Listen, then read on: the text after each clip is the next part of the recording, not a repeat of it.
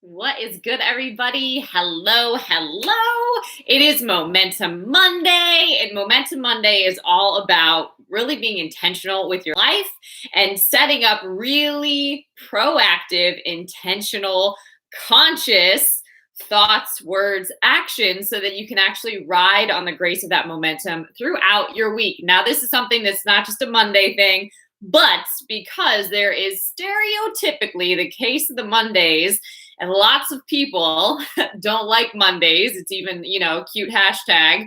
This is a great way to shift the paradigm and start operating differently, especially at the start of your week. So I was doing some study and some research, and I came across something really powerful that I wanted to share. I'm not going to go through it in depth. I'm going to give you at least just like a surface perspective so that you can digest it and really apply it to your life. But definitely worth exploring and doing a deeper dive into if it's something that deeply resonates with you. So, first and foremost, I wanted to share a little bit that I wrote down here for my notes because I think that will be valuable for you. About where powerless comes from, and then what we do because we feel powerlessness in our being, how that causes us to show up differently and, in a sense, work against ourselves, okay? So the search for value and self-worth is always desperate because the pain of wanting to be loved and feeling unlovable, wanting to love and feeling incapable of loving, needing to belong and feeling excluded is unbearable. That's a word. This is the pain of powerlessness. It lies at the core of the human experience. Powerlessness is the experience of feeling intrinsically defective, inherently ugly, without value. It is the fear that if others could see you as you really are, they would not want to be with you. It is self-hatred. Experience of not being worthy of your life. Nothing. Okay, so a lot of times we don't walk around and saying that we're just powerless, right? You might hear things like hopeless, angry, frustrated. You might hear things like that, but that is just the surface of the root that is powerlessness, okay? So even if you don't recognize the pain of powerlessness, you may be surprised to discover yourself in it. We all experience this to some degree. And depending on your upbringing, depending on different circumstances or things that you've experienced in your life, the pain can be even more intense. All right, if you look beneath your experiences, especially when you are angry, jealous, resentful, or immersed in other painful emotions that are so familiar, you think that's just who I am, you will find deeper layers of painful experiences, each capable of providing you helpful information about yourself.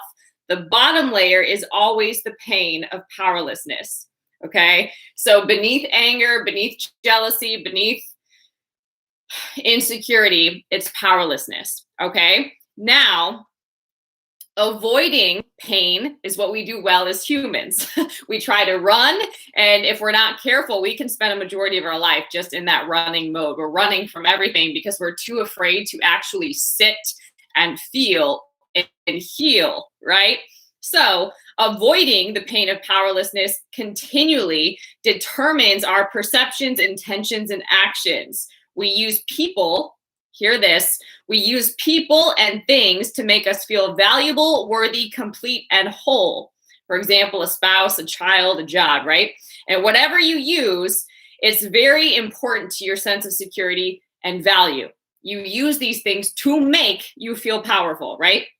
So some people use fame, others use wealth, others use their education, some use intelligence, humor, their house, their political opinion. But when you use, this is big, this is a mic drop, when you use anything to influence, which is to manipulate or control somebody, we don't like to say that, right? Especially with all the influencers out there, right? But when you use anything to influence, to manipulate and control others in order to feel safe and vulnerable yourself, you are avoiding the pain of powerlessness. This is a deep word. Like, I hope you hear it. And again, we are only like scratching the surface, but essentially humanity in and of itself is insecure. Okay. And it's not good, bad, right, or wrong, but it's something to be conscious of so that you can actually recognize a different way to activate power that isn't manipulation and that isn't control. Okay. So when you feel powerless, that's connected usually when you're in a state of powerlessness, and when you live there as your emotional home, as your place of comfort, as your being, right? That's what you continue to experience and go after. You tend to pursue external power. All right. So that looks like, let me see if I can find some really good examples. Dun, dun, dun. Yeah, here we go. I'll break down some for you. Okay, so just examples of how this plays out where you're seeking, or where people are seeking external power, and you can see how it plays out. So with an election, elections are won, more ability to manipulate and control, or lost, less ability to manipulate and control. Stock portfolios go up in value, more ability to manipulate and control, and down, less ability to manipulate and control. Strong bodies, more ability to manipulate and control, become weak, less ability to manipulate and control. Quick minds, more ability to manipulate and control, deteriorate, less ability to manipulate and control. One style goes out of favor, less ability to manipulate and control, while another comes into favor, more ability to manipulate and control. So the story is the same. It doesn't really matter the industry. There's safety and comfort in the ability to manipulate and control. Okay. And then there's danger and distress in the absence of it, and competition to obtain it.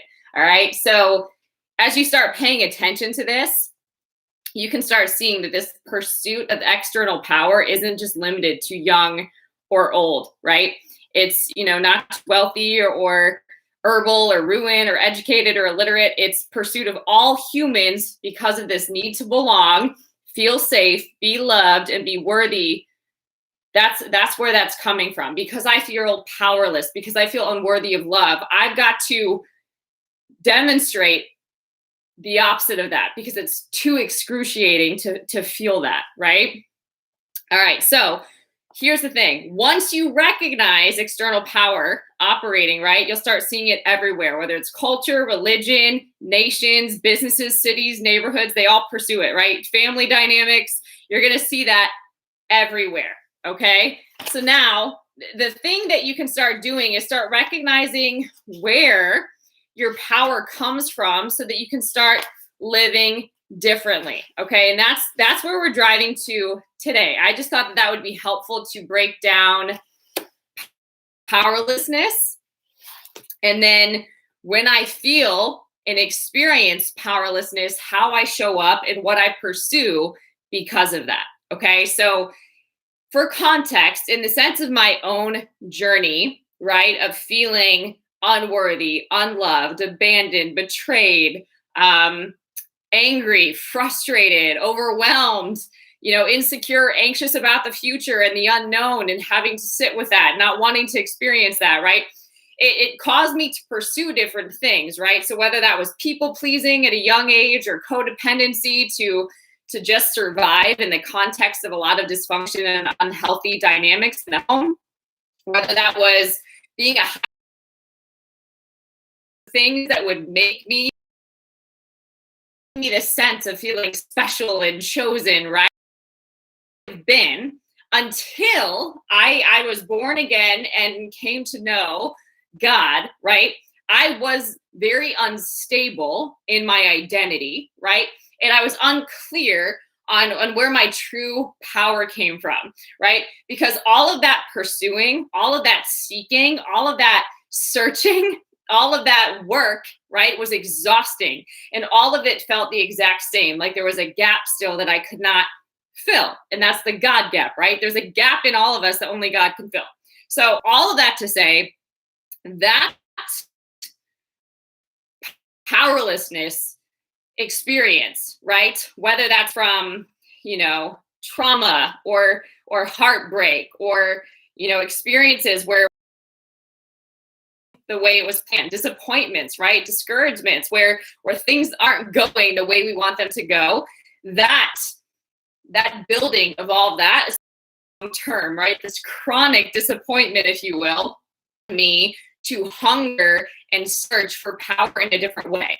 And I am presenting that your spiritual life is where you can find power from within and be motivated and conscious and driven from within rather than seeking things and pursuing things outside of you. Okay? Because as you do this inner work, as you start to recognize who you are, whose you are, what you're here to do, then you actually show up and operate differently. And these things come to you. You don't actually have to chase them in the same way. You just take your divinely inspired actions and divinely ordered steps. It says that the steps of a good man are ordered by the Lord. So as you take these steps, right, these other things are added onto you. So it flips this powerlessness cycle on its head. Okay. So I want to give you something that you could use to practice becoming more aware of your powerlessness, that you don't choose to unconsciously live your life from that place. Okay. Because being pain powerlessness is not something where you can live long term, and running from it will never resolve it. You will never experience the freedom of healing and being delivered from that.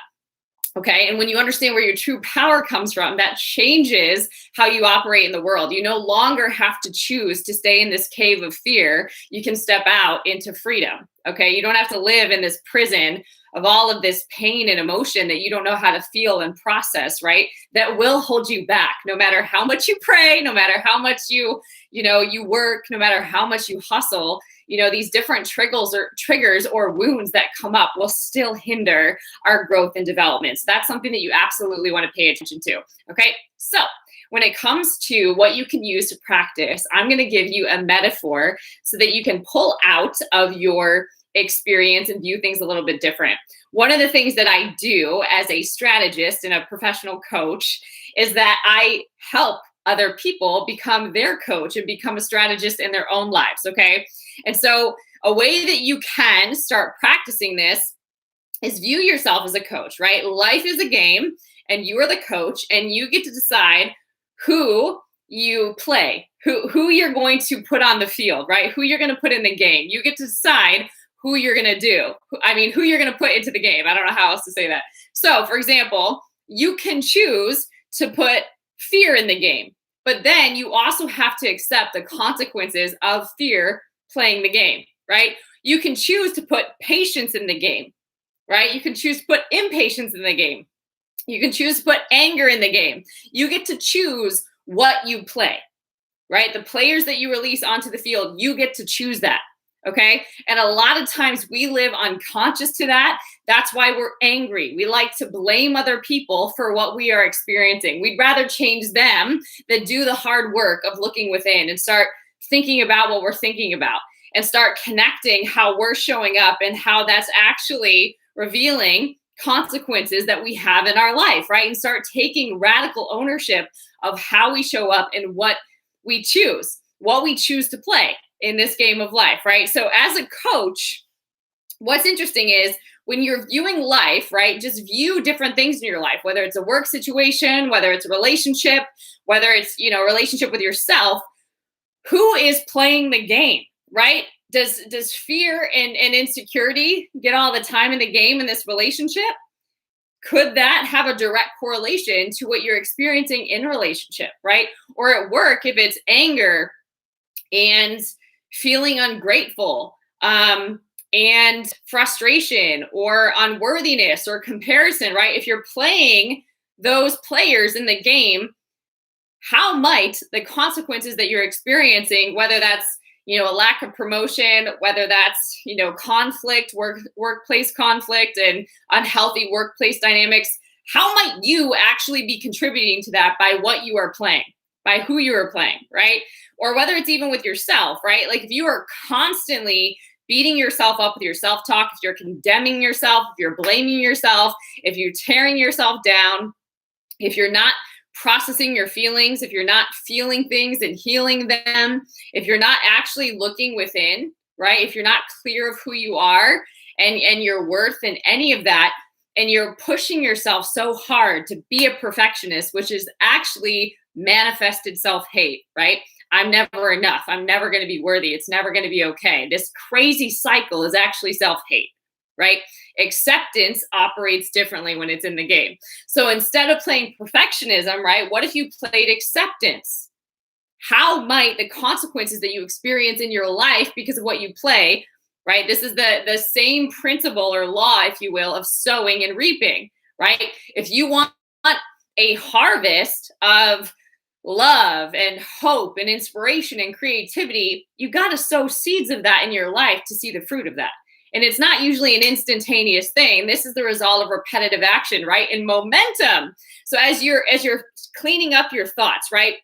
Literally, the word tells us to take every thought captive that's exalting itself above the truth. So as you actually tear down a thought and replace it with what is actually true and start playing players of truth in your life, you will start creating a different life experience, right? Because as you change your thinking, you change your paradigm, you change what you believe, that affects how you feel, which affects how you behave.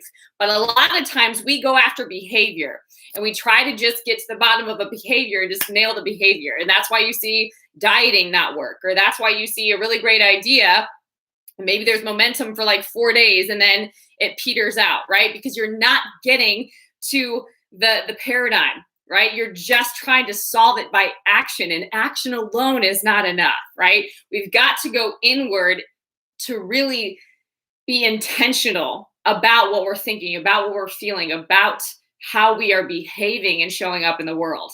That is powerful. That actually creates impact, okay? So instead of manipulating and controlling, it's saying, I'm going to be radically responsible for myself. I'm going to look within and see how I am impacting people, situations, circumstances in my life, and I'm going to change myself so that those things will change, right? Because when I'm different, when I show up different, things around me change. They have to. And that's transformational work, right? But that's not saying you need to do this so that I will be happy. This needs to change or else I'm not going to do X, Y, or Z until, right? So it's not being driven by the external. It's being driven by the internal, right? So for example, when you know who you are, let's say that you're a child of God. Okay, great. But what does that mean personally for you, right? What does that actually mean? Well, what does it mean to be a child of God, right? What do you have access to? How does a child of God operate different from somebody in the world, right? You got to know that for yourself, because when you actually have a teaching, right, that builds understanding. And this building of your understanding is what is activating your faith, all right? So as you start growing in wisdom and knowledge, right, that starts changing things around you, right? You start to feel different. You start to walk different. You start to operate different, and things around you start to change. So as you do this internal work of getting clear on who you are, you'll start to become more powerful and confident in that identity, right? And then because of that, you will pursue different things, okay? So the difference between a powerless person is somebody that needs to manipulate and control to get results versus a powerful person, somebody that changes themselves and lets other things adjust accordingly. Interesting, but so powerful. So the homework, if you will, or the assignment for today is to explore when you feel this excruciating powerlessness, or if you don't sit and feel things yet, what are you constantly running from? What are you afraid to sit with, right? What is driving your life? Usually when we're running, it's fear, insecurity, unworthiness, doubt, right? Anxiety. That's all rooted in this powerlessness, right? Maybe it could be as simple as, I am afraid of showing the world that I don't have the answers, that I don't have control. I'm afraid to accept that, right? Well, once you accept it, then you can start operating differently, right? So explore either where you notice and recognize powerlessness operating in your life, or what you've been running from. Get clear on that, and then start writing down a list of things that you can start doing to be motivated from within. So if you were internally driven instead of externally driven in this situation, how might that change results or circumstances, relationships, things in your life, right? How might you actually become powerful by being internally driven and motivated versus externally driven and motivated? How might you step into more freedom if you focused on your inner world versus just your outer world? Okay. So the homework this week is to start exploring that. And I'm just curious to see what you think. And if you want to do some more investigation on just powerlessness, I encourage you to do so. Awareness is so helpful in the first steps of self-discovery, and start becoming aware so that you can start responding in life rather than reacting to everything. All right. All right, guys, I hope this message blessed you. If it did, make sure that you like this video. You can also copy the link and share it with a friend. If you are not subscribed, that would be also something that would be great for you to do so that you can be the first to know when new videos come out. I usually do them at random. So make sure that you do that. And then I will put information below around how you can get rooted in coaching programs and services, some book references, and other ways to connect the podcast, all the things. I will put that below. All right, guys, until next time, stay blessed.